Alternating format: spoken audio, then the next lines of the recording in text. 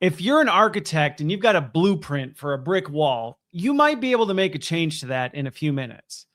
However, if you've got a team of people in the middle of building that brick wall and you make that change, it's going to take a heck of a lot longer for them to implement that change than it did for you to make a change to the blueprint. Now, I'm Christopher Lind, and this is Future Focused. And if you're going, what on earth are you talking about, Christopher? Let me explain. Last week, PwC put out their CEO report, and I talked about the way it framed the viability of AI.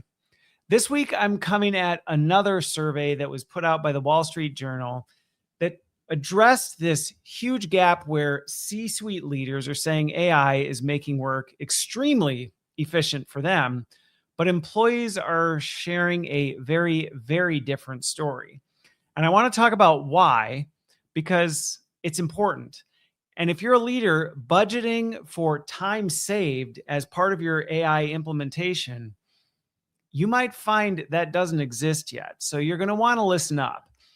But before we get into it, if you enjoy my content, if you find this helpful, I would love it if you would like it, if you would subscribe. I know many of you aren't subscribed. And if in hearing this, you know somebody that would benefit from it, go ahead and send it to them. And if you really find it helpful or you want to support what I'm doing, you can go to buymeacoffee.com/Christopher Lind and say thanks with financial support. Okay, so let's get into this. Where is this coming from? If you have not seen this, the Wall Street Journal recently put out an article called CEOs Say AI is Making Work More Efficient, Employees Tell a Different Story. And I'm going to focus on a specific chart, and I'll show that in a second. But basically, they surveyed about 5,000 white-collar workers. That's what their reference is. And in it, there's a huge, huge gap between what senior leaders are seeing in terms of AI benefit and what their workers are seeing. And I want to talk about it because it's easy to look at that and come to the wrong conclusion. But before we talk about it, I want to pull up this image so that you have an idea of what we're talking about here. So let me go big with this one. But you can see, if you look at the workers on the top, I mean, 40% of your average white collar worker says AI is not saving me any time. And if it is, the other 27%, 2 hours in a week. All right. So almost 70% of people are saving no time at all, or in my opinion, a rounding error's worth. Versus on the flip side, C-suite, only 2% say it's not saving them any time, with the vast majority saying it's saving them more than 4 hours. I mean, that's a significant amount of time every week. And so it's easy to look at that and go, well, okay, so what's going on here? Is this just a lag of adoption? Are senior leaders just finding more value out of AI? Is it that there's a huge skill gap that we're out there? Like, is this an adoption curve? Is this a skill gap? Like, what is really going on here? And as I look at some of the headlines and the social media posts about it, I feel like a lot of people are missing the forest for the trees on this. And I wanted to break this down and talk about what's really going on here. And so there were 4 things that really stood out to me when I look at that chart and kind of go, all right, but what's actually happening here? Because if you address this wrong, or you try and tackle this wrong in your organization, you're going to be really frustrated, and you're going to frustrate everyone around you. So there's 4 things that I want to talk about. And then there's a couple like things I think you can actionably do in response to this podcast, like right now, to be able to start moving forward and maybe do a combination of reset your expectations and also close the gap a little bit, because it shouldn't be necessarily, I actually think these numbers should be closer together. I think there's some reasons why they're not closer together, but I also think it's a bit misleading. So with that, let's get into it. I think the first thing we need to address here is this data and this chart in particular. I think a lot of what we're seeing, I'll pull this back up here, we're comparing 2 very different things. And I think that's often missed. So if you think about the C-suite or senior leaders or, whatever. Any role has some of this, but it has to do with how much of your percentage of time is spent on this. On the C-suite, you're seeing a much heavier emphasis on thinking work. And that's, don't take that as if you're not in a senior leadership role, you're not thinking. That's not what I mean. But in a more senior role, your job is to think about things, to work with unstructured text, to brainstorm, to look at complex things and try and make sense of them, to summarize them.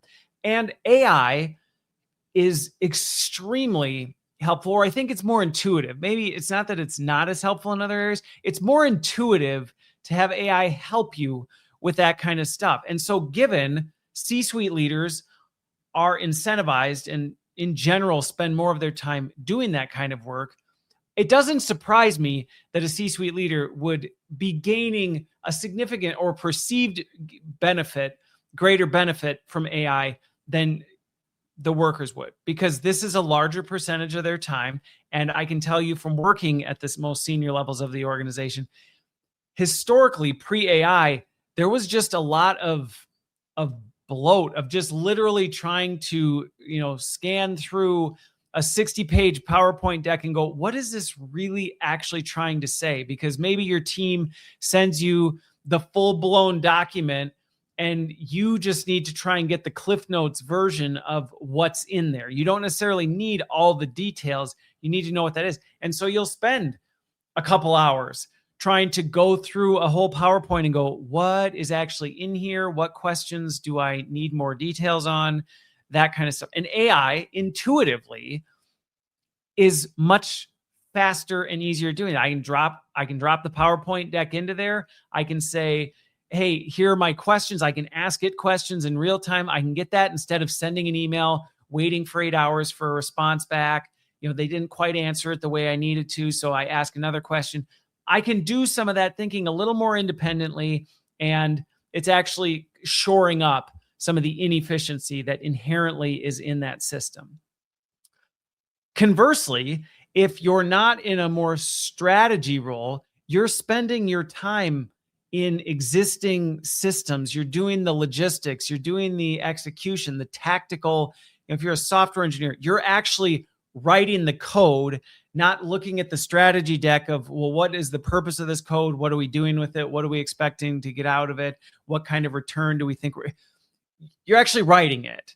And that is not quite as intuitive. Coding maybe a little bit more so, but even there, I think there's some big gaps. But if you look at other areas of people's work, if you look at other functions, other jobs, that kind of stuff isn't just as naturally intuitive to just go to AI and go, look, I'm just trying to take the data from this spreadsheet and move it over here and put it into this system where it needs to be. And I need to spot check it to make sure it's accurate. Your job might actually be to validate the data.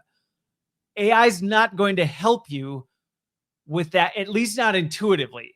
You can't just say, here, AI, look for errors.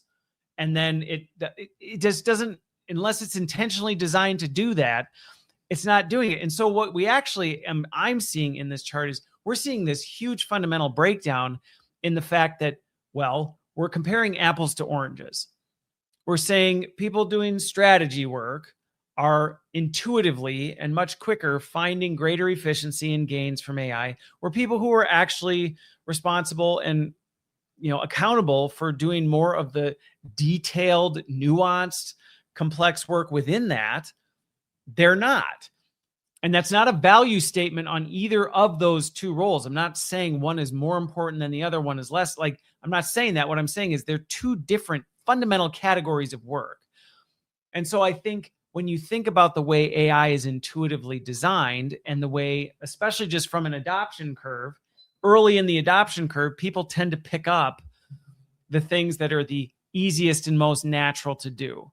And so it does not surprise me that where we are in the adoption change curve, C-suite senior execs are more intuitive to going, yeah, this is helping me. And other folks are going, I'm not seeing it. This is not helping me at all. Now, I think that transitions to my second point with this. Some of it, because I want to be fair where I see this, some of the things where people are saying, well, this is just a natural fallout from adoption. I think there is some merit to that.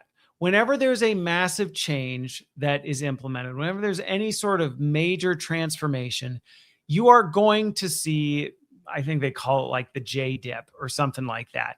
Like things go down first. It just happens. You whoop, and so we, in many cases, and again, it's not universal across an organization. So we're now starting to see senior leaders go, hey, I'm really seeing some value in this. Great. They've moved through that dip and are starting to come out the other side. You do have some of the rest of the organization that they're still kind of like bumping into the walls. They're going like, I'm trying to use this. It's not, I don't know how this is really adding value to my time. They're maybe tinkering around with it. They get done after they've tinkered with it and they go, this normally would have taken me 15 minutes. I spent 2 hours doing something. And, you go, well, I don't know if this is really helping. And some of it is just experimentation because, again, not only do you have a breakdown based on roles, so you've got the strategy, the execution work. Well, that's happening at different stages throughout your organization. You got all different layers of tiers. Then you also have to think every person's a little bit different. Whenever I do work and coach people around AI, one of the things I consistently find is there's no universal blueprint. Even people in the exact same job are not going to use AI exactly the same. And so even their J-curve adoption is going to be slightly different. Susie over here is going to be a little bit different than Timmy over here because maybe the way they need help or where their skills are stronger or where they're more intuitively going to need help with this kind of thing, it's going to be slightly different. One may have jumped on a little bit earlier and worked through some of the pain points. And now they're right here. And this other person's still just kind of tinkering and going, yeah, I tried what they told me to work. And that didn't really help. And so like as a practical anecdote, just so you understand what I mean by this, a good example is I talk to a lot of software developers. Okay. The big push with AI on the execution front is coding. Okay. We've all heard, oh, AI is going to code better and faster than humans, blah, blah, blah, blah, blah. If you talk to a lot of software developers, you will get, even the developers themselves doing the execution, you will get wildly different opinions on how helpful AI is. Some will say, it's fantastic. I love it. It's great. Some will say, I hate it. It makes my job 10 times longer and more painful. Who's right? Well, I don't think that's the right question to be asking because for some people, they may just be able to write code and they're super fast with their keyboards and it's no big deal. And they think it's great. And to them to actually try and prompt AI to do it for them, they're like, that's not really helpful for me. Somebody else may not be as fast on the keyboard. They need a first draft of the code and they would rather go through and edit it. And that's how they use it. Well, those are two execution use cases because the first person may go, I like to write the code. I like to have AI then go back and go, hey, can you do a quick bug check? What did I miss? The other person might go, I want you to do the rough draft of the code. And then I want to go back and do the bug check. Then somebody else might go, no, I want to write the draft and then I want you to bug check it, right? There's opposites and neither one is correct. It's going to be dependent on who you're talking about.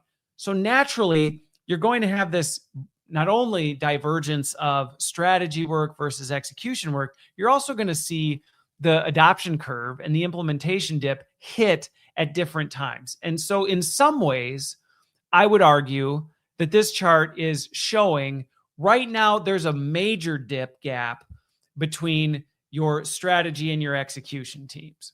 Strategy is starting to get the swing of things and figure it out. Your execution team's a little more like, I got work to do. I don't have as much time to sit and tinker. I don't have the luxury of being able to, explore the possibilities. Now, I'm not saying that that's the right attitude to have. I'm just saying I do think the chart is reflecting that. And I do want to acknowledge that. So there's no denying that some of the, responses, the takes people are sharing about this, that's wrong. And that's not what's there. I just think that's incomplete, which takes me to my next point, which is I actually think time saved is a very poor metric if that's your primary metric. Like if you are literally just looking to AI as a time saver, some sort of widget making metric, like this used to take an hour, we need it to take 10 minutes now. That's not a great metric. And so I actually think this is problematic in a couple ways. In that, like, when you really think about this on both fronts, if you're looking at this from a purely execution standpoint, I see this with leaders all the time where they go, we just need AI to cut down time. That may not be a bad thing to do, but it may be, because maybe what you don't need is to save time. Maybe you need to improve product quality. And I think when you look at the chart and see, in some cases, you might react to that chart and go, well, workers aren't seeing time changed. That's not the same as them saying it's not adding value to their work. They just may be saying, I mean, I'm spending just as much time on work. It's just maybe I'm getting a better quality product on the other end. Going back to the coding, maybe now I'm having less bugs on the other end because I'm burned out from maybe writing the first draft of code. AI does a good job going back and looking what I missed that I would have missed because I just wrote it. It looks at it and I'm like, oh yeah, duh, I totally missed that. Or vice versa. It writes a draft.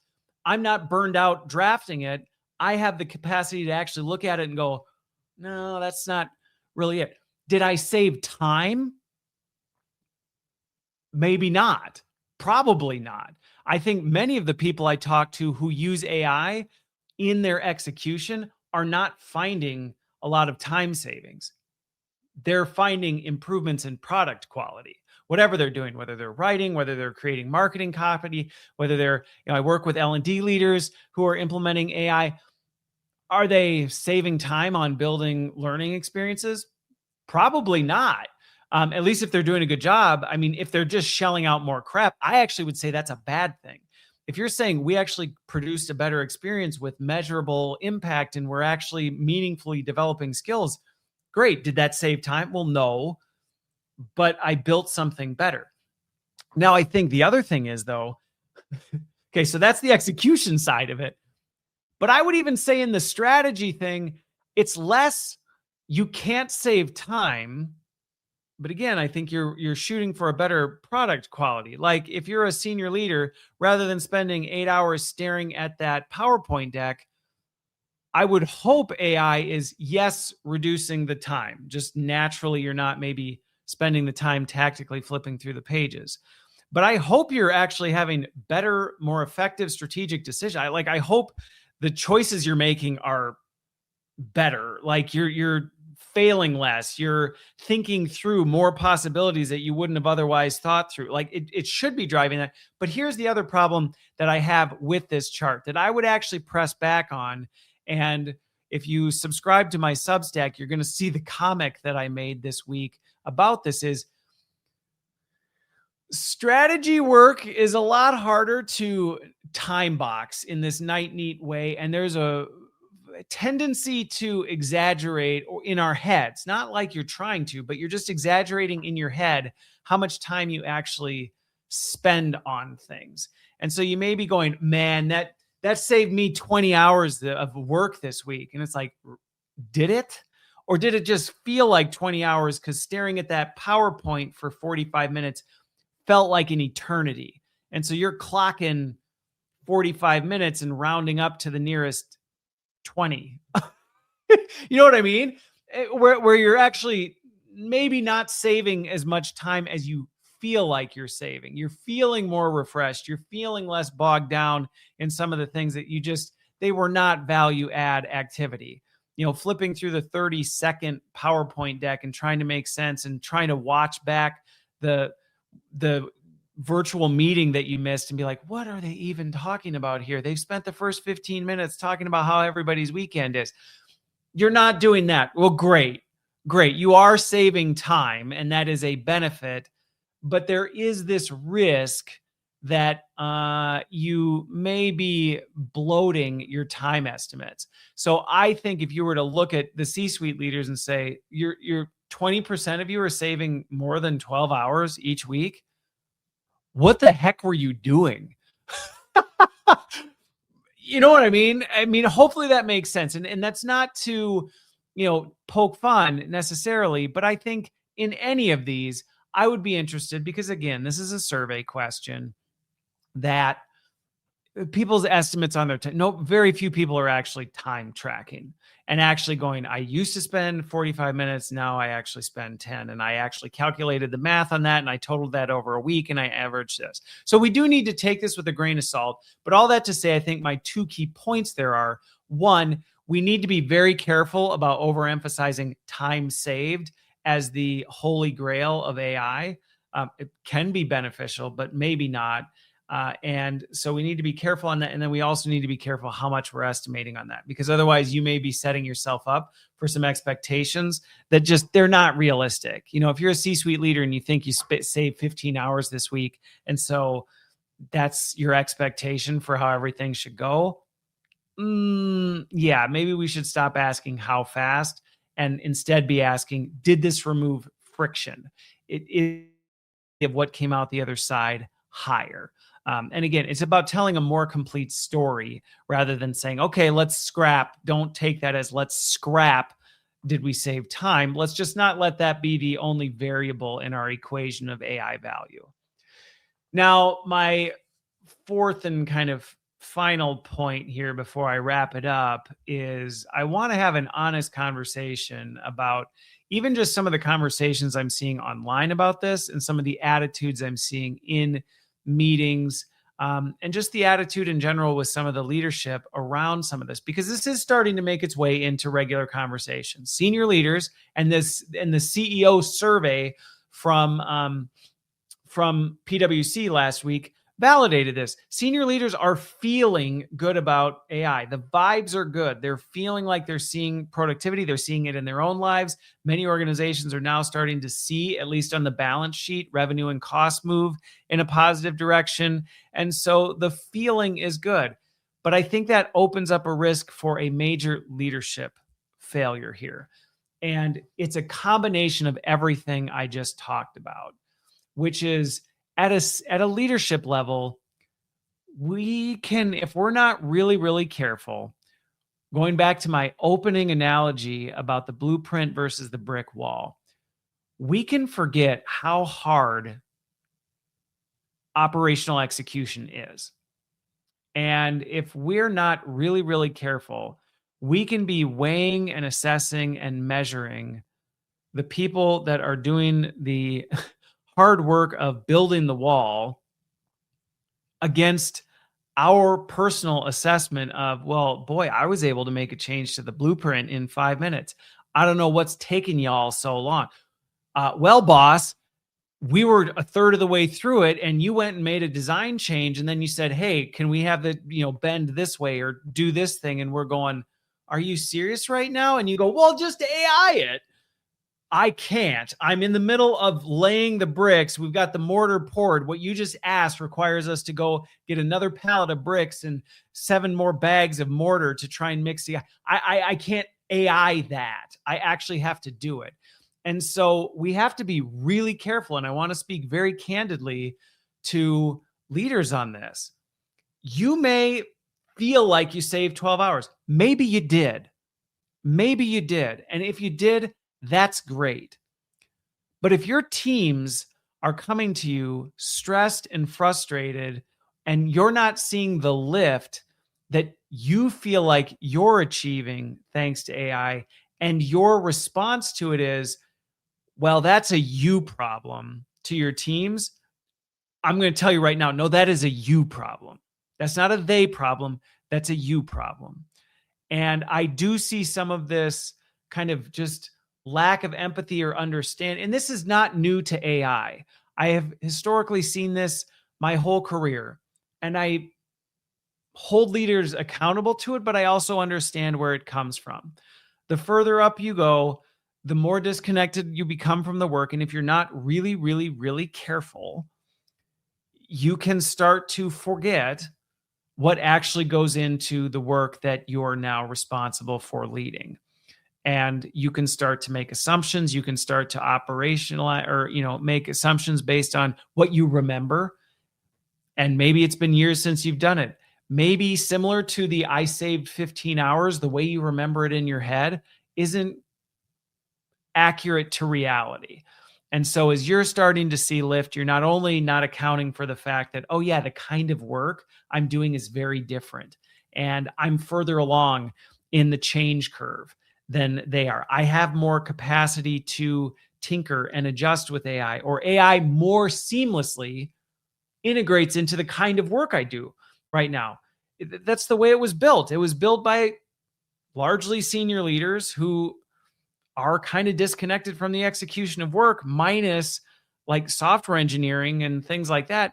And so, yeah, it naturally fits into that. You can't just go, well, that's how I feel. So, and that's what I feel like I'm experiencing. So I don't understand why everybody else isn't feeling that same lift.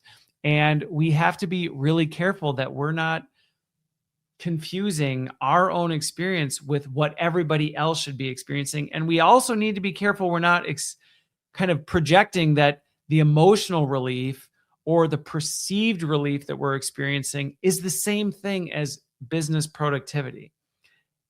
And you can't run an operation on vibes. You can't. And I know everybody will nod their head and say, yeah, no, I know, Christopher, I agree with that. But unfortunately, this is a kind of thing that I'm starting to see creep in more and more and more as leaders, again, start to feel the lift of AI, feel it in their own lives, keep hearing all the noise that AI is delivering, start getting more pressure from boards and things like that going, hey, big reports are coming out. They're saying other companies are, why aren't you? And as a leader, you're going, well, I mean, I feel like I am. Why aren't my teams? It must be a them thing, instead of actually going, well, no, let me actually think about the complexity of what I'm doing here. And even just again, from you as a leader, are you using the time that you think you're gaining back? I mean, this chart's great, fantastic, wonderful, senior leaders. I'm glad you're getting 4 to 12 hours of your time back. What are you doing with that? Because your teams aren't feeling that same thing. Okay. They're not feeling that same lift you are. And I would actually challenge you to say, what are you doing with it? Are you making better decisions? Are you finding things that you can take off people's plates because you go, you know what? Now that I actually have the capacity to look at all this, wow, I am starting to see some real gaps. Are you leaning in to better understand what's really going on with your teams with that time that's been given back to you? Or are you just running faster on the treadmill to nowhere? Because that's great. You're finding time. Are you using it to be a better leader? Are you spending more time with your people? Are you actively listening to what they have to say? Are you using the AI tools to then take what they tell you and instead of just going, well, I don't know what they said, so let me just keep bothering them with, hey, can you make another draft to this PowerPoint? Can you make another draft to this? Are you going, you know what? I have the AI tool now. I saved 10 minutes this week. I can make this change, or, I can make the change and then go, hey, I made this change. Is there anything, that you would disagree with on that type of a thing? You can use that time to lighten the load for your teams. And I would hammer this point really hard, because if you don't do this, you are actually negatively impacting the ability for AI to do real quality work in your organization, and you're building AI resistance in the teams underneath you because they're seeing you benefit while they go, really? Like, you're getting all this benefit? I'm not. I mean, if I'm an employee, even for me, I was a bit offended. I'm like, I'm not getting 12 hours of lift out of AI. Who is? I want to meet them and go, what the heck were you doing before? How are you? Are you actually? And I think that's a risk that you run if you keep operating on this. And as a leader, that is not the kind of way you lead. I'll just say that. If that's how you're leading, you shouldn't be in leadership. You should go find an individual contributor role or go do something else. So those are at first glance, the 4 things that jumped out to me that I wanted to break down as this starts to fly all over and you see people citing this image and saying all these data points and people are going, well, what's actually behind it? But now as I kind of close, you might be going, that's super helpful, Christopher. Thank you. I appreciate, maybe I made you think a little bit differently and come up with something you went, oh, you know what? I hadn't really considered that. But I don't want you to walk away without some sort of like, well, okay, so what do I do with it? Because my goal here isn't just to have you have a aha moment that doesn't do anything for you. I think there's 3 actions that you can take. So first of all, one of the risks, especially on the last one of leadership, don't take this as a result of say, hey, I'm going to now go tell all my VPs, you need to go out and do an audit. You need to be on the shop floor. Go if you know what I'm talking about with that there. You need to be really careful with that because clearly people are not finding a big release in time. And you may say, hey, great. Now all my senior leaders have time to go out and do more investigative work, which may actually burden your teams. I think you need to find the opportunities you have to ask and seek out from your teams. Hey, like, where are these real friction points for you? Where are you using AI, but you're finding it's actually creating more work and actually using that time you've freed up to seek to understand, but not in a way that's burdensome. As a really good example of this, I did some work recently with a client and they were talking about the fact their sales team, they're struggling to understand how AI is helping them. And I worked with the senior leaders say, well, what are you consistently hearing from people? And they're frustrated with how they use their CRM. And so we proactively said, well, then how about we as a leadership team proactively work with the IT team to see if there's a way we can get natural language like voice processing so that the sales teams, instead of having to type in their stuff, they can talk, in between on their drive to the next call and actually save time. And the response was met. I mean, the teams were like, thank you. Like, oh, I didn't think of that. That's fantastic. Thank you. So use that time. Do a friction audit right now. Find out where your teams are getting hung up and what you can do to improve without burdening them with going, I need you to come up with a bunch of stuff. Can you come up with 10 ways you're going to use AI to improve things? No, you tell me where you're stuck.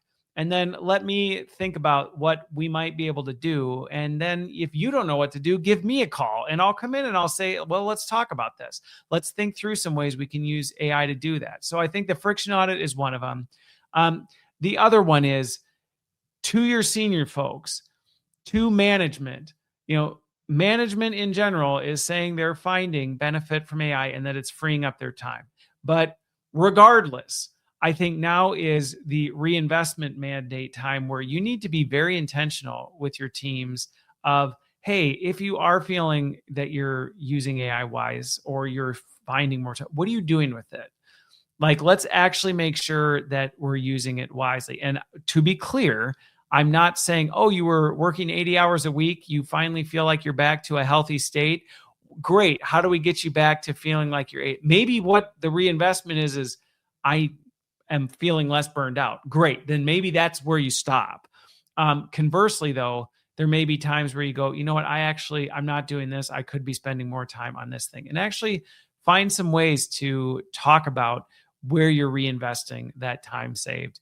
And then the other one is just a flat, hey, you reset your expectations on what you think you're going to get out of AI. If you've assumed you're automatically going to cut this much out of your budget, your costs, if you are going to gain this kind of time efficiency out of this, if you're going to see this kind of revenue increase, I would encourage you to critically examine that and probably slash it, because I am consistently seeing people with estimates that I would say are way out of line with reality. And if you don't check that, I promise you are headed for a cliff. So with that, let's not forget that strategy and critical thinking can be fast.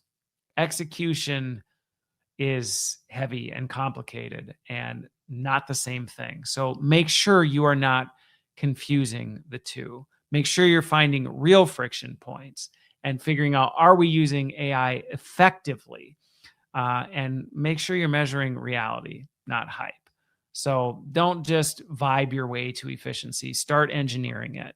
And if you need help, give me a call.